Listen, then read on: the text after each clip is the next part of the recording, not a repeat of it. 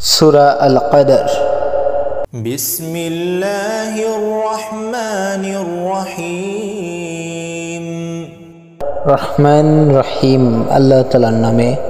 ইন্না আনজালনাহু ফি লাইলাতিল কদর।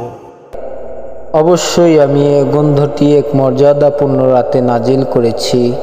ওয়ামা আদরাকা মা লাইলাতুল কদর।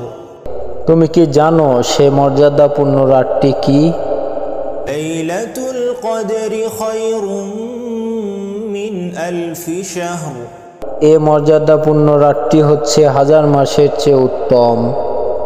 তানাজ্জালুল মালাইকাতু ওয়ার রূহু ফিহা বিইذনি রাব্বিহিম মিন কুল্লি আমর।